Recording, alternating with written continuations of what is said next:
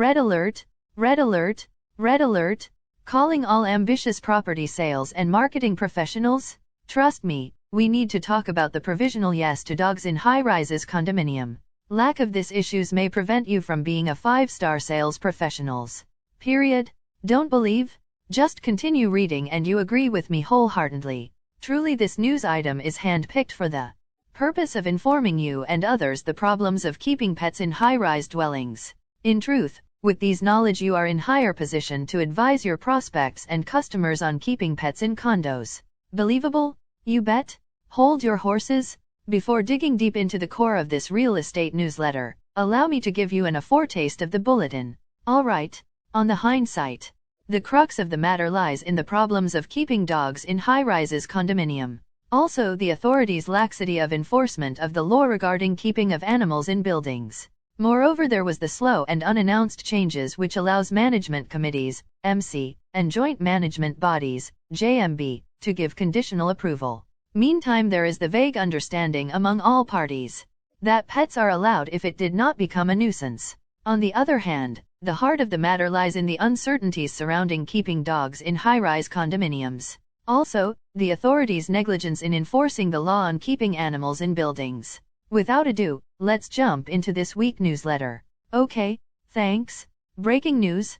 Conditional yes to dogs in high-rises. Penang, Netherlands. Current bylaws governing resident living in flats, apartments, and condominiums forbid the keeping of pet dogs. The tribunal ruled for the MC and issued an order for the removal of the dog. Penang Island City Council, MBPP, knows that dog lovers living in high-rises have been flouting such laws. MBPP Councillor Connie Tan Hul Peng Sald, according to current bylaws, no dogs were allowed to be kept in all strata properties, but these would be changed soon to allow management committees, MC, and joint management bodies, JMB, to give conditional approval or what is commonly referred to as house rules. We are drafting new bylaws to allow the maximum of 1 dog per unit, but only if the MC or JMB approves of pets. Some MC or JMB do allow pets now and the council wants to work with them to make it easier for all, she said. Tan was commenting on a March 2 incident that caused scores of residents in a 42-story condominium block in Jelutong, Penang, to be stuck outside for hours because an angered resident had his electronic card access revoked on account of his dog ownership. Upon finding out that his entry had been blocked, the man left his car blocking the entrance to the multi-story car park and went to make a police report. His action caused many of his neighbors to wait in their cars for hours outside the block with the queue reaching down the street. When contacted, a representative of the condominium's MC stressed that the committee followed every procedure provided by MBPP's Commissioner of Buildings, COB, and took multiple steps to reach an amicable solution with the pet owner, but to no avail. He bathed and kept his dog at the balcony since last year and it affected the units below when the water used to bathe the animal spilled over. When the unit below complained, our MC reached out to him but he refused to stop. We then reported it to the COB, the representative said. He said the house rules of the condominium allowed pet dogs to be kept on condition that it did not become a nuisance. After COB found the complaints substantiated, it issued the pet owner a letter to have the dog removed. When this was ignored, the representative said the matter was taken to Penang Strata Management Tribunal.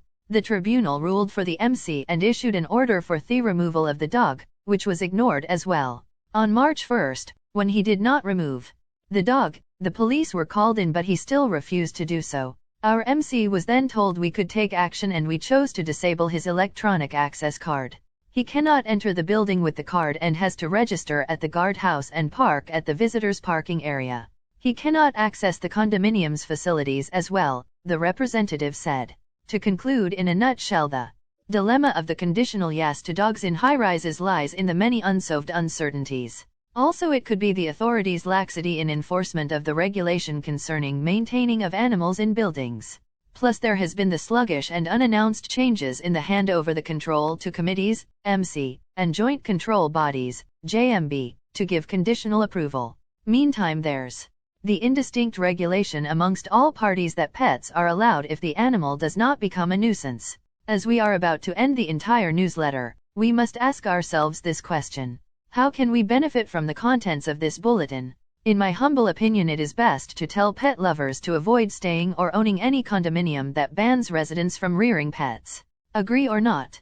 My parting words may best said by Gary Bauer. He is an American civil servant, activist, and former political candidate. He says, as long as there's land available, single-family homes will be built, and Colorado residents will always go for a single family over a condo. End of newsletter. Source: extracted and modifies from open printed media. P.S. Come to think of it, we know if it is a lengthy sales and marketing property newsletter, yet we want to congratulate you for watching and reading this bulletin completely. Needless to say, since you have fully read this news, therefore, you now deserve more forthcoming weekly free bonus of chapters of the book How to Handle All Kind of Sales Objection. Additionally, we are eager to know which part of this sales and marketing property newsletter you learned most.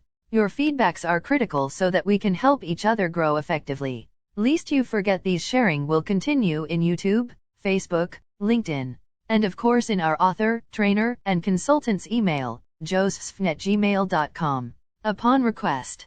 Alright, thank you. We hope to meet you next week. Goodbye and best wishes. From me, yours truly, Madam Sophia, the virtual presenter to CTM Joseph. June 7, 2022.